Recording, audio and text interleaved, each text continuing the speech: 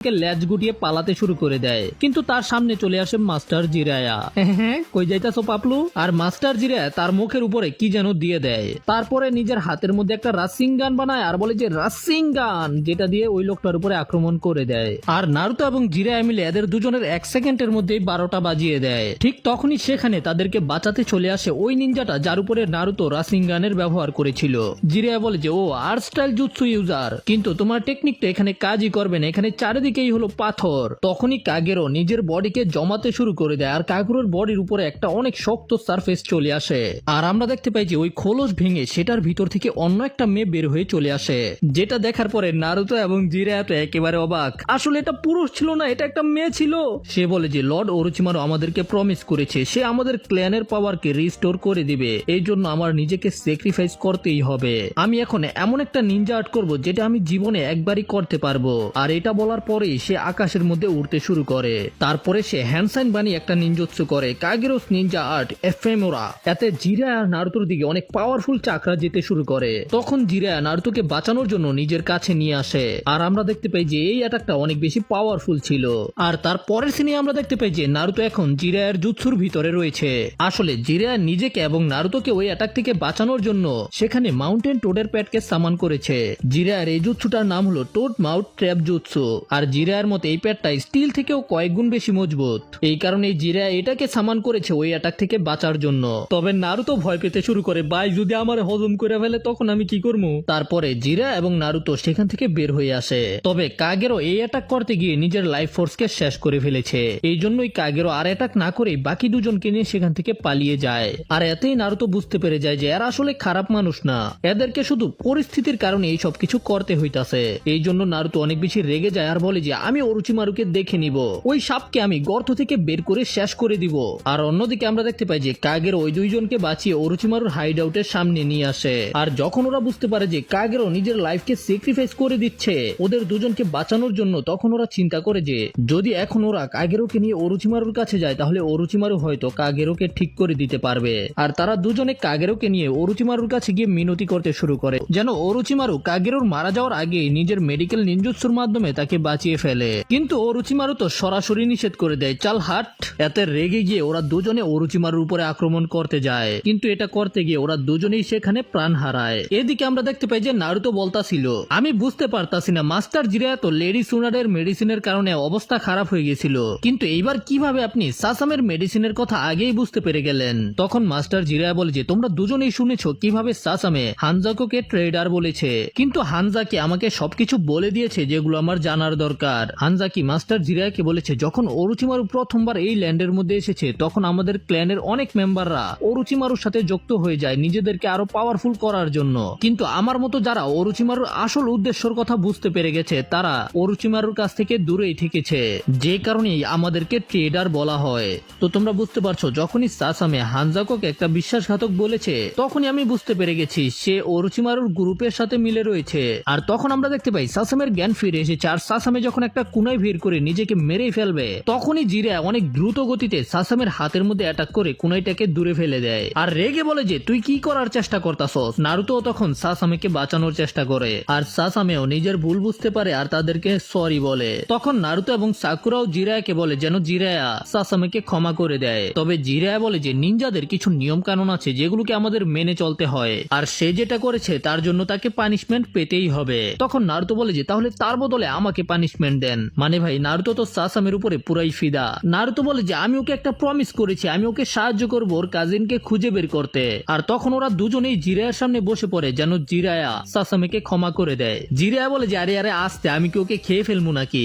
জিরায়া বলে যে হানজাকো তোমাকে নিয়ে অনেক চিন্তা করছে, তুমি কি এটা জানো? আর যখন তুমি আমাদেরকে ওরোচিমারুর হাইড আউটের কাছে নিয়ে যাবে তখনই আমি তোমাকে হানজাকোর কাছে পাঠিয়ে দিব যেখানে তুমি সুরক্ষিত থাকবে আর সেখানে থেকেই তুমি আমাদের জন্য অপেক্ষা করবে, এটাই হলো তোমার পানিশমেন্ট। আর এটা শোনার পরেই ওরা তিনজনে খুশি হয়ে যায়। আমরা জিরায়ার কাছ থেকে জানতে পারি আসলে হানজাকো নাকি জিরায়াকে পার্সোনালি রিকোয়েস্ট করেছে যেন জিরায়া সাসামের উপরে নজর রাখে। যাই হোক, এরপরে আমাদের ওরোচিমারুর হাইড আউটের সিন দেখানো হয় আর সাসামে এদেরকে ওরোচিমারুর হাইড আউটের কাছাকাছি নিয়ে এসেছে।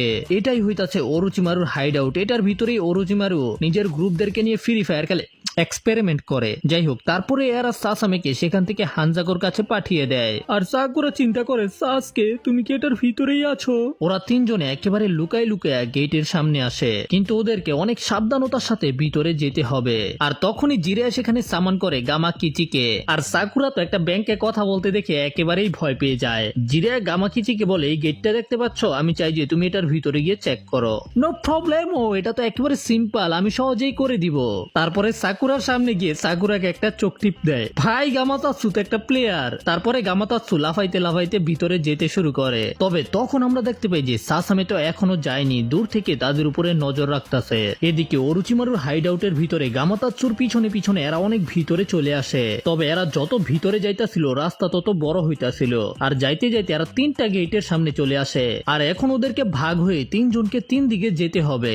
নারুতো তখন জোশের সাথে মাঝখানের গেট দিয়ে যেতে চায়, তবে জিরা নারুতোকে থামিয়ে দেয়। জিরা বলে যে এরকম পরিস্থিতিতে আমাদের অনেক সাবধানে থাকতে হবে। আর এটা বলার পরে জিরা নিজের পকেট থেকে একটা লাঠি বের করে, আর তারপরে লাঠিটাকে মাটিতে রেখে ছেড়ে দেয়। আর লাঠিটা যেদিকে পড়ে জিরা বলে যে আমি এদিকে যাব। আর এটা শোনার পরে তো সাকুরা আর নারুতো পুরাই অবাক। ভাই এটা কি? ভাই আমিও মনে করছিলাম জিরা এখন কোনো পাওয়ারফুল জুৎসুর ব্যবহার করব। এটা কি ভাই, এটা কি? আপনি এটা কেন করলেন? এইটা হইতাছে আমার টেকনিক। যদি তোমরা 30 মিনিটের মধ্যে কিছু খুঁজে না পাও তাহলে আমরা আবার এখানেই দেখা করব, ঠিক আছে? তারপরে নারুতো এবং সাকুরা মাঝখানের গেট দিয়ে ঢুকে, আর জিরা আরেকটা গেটের ভিতরে ঢুকে। তবে ভাই গামাতাৎসু হইতাছে আরো বড় সিগমা। গামাতাৎসু একাই একটা গেটের ভিতরে দিয়ে ঢুকে যায়। আর জিরা যখন ভিতরে যায় তখনই জিরা পারফিউমের গ্যারান পাইতে শুরু করে। আর জিরার সামনে থাকা দরজাটা খুলে যায়। আর ভিতরে যাওয়ার পরেই দেখতে পাই যে একটা সুন্দরী মেয়ে গিটার বাজাইতাছে, মানে বাদ্য বাজাইতাছে আর কি। আর যখন নারুতো এবং সাকুরা যাইতাছিল তখনই নারুতো সাকুরাকে বলে যে সাকুরা একেবারে সাবধান থাকবে। কিন্তু নারুতো নিজেই একটা ফাঁদের মধ্যে পাড়া দিয়ে দেয়। এতে ওদের দিকে অনেকগুলো শুরিকেন পড়তে শুরু করে। তারপরে নারুতো গিয়ে আরেকটা ফাঁদের মধ্যে পাড়া দিয়ে দেয়। এতে উপর থেকে ওদের উপরে অনেকগুলো ধারালো বাঁশ পড়তে শুরু করে। তবে নারুতো প্রথম সাকুরাকে ধাক্কা দিয়ে দেয়। আর সাকুরা দেখতে পায় যে নারুতোর ভিতরে অনেকগুলো বাঁশ ঢুকে গেছে। সাকুরার মনে হয় যে নারুতো তো মারা গেছে, কিন্তু সামনে যাওয়ার পরে দেখতে পায় নারুতো এখনো জীবিত আছে। সাকুরা আমাকে কি একটু সাহায্য করবা প্লিজ?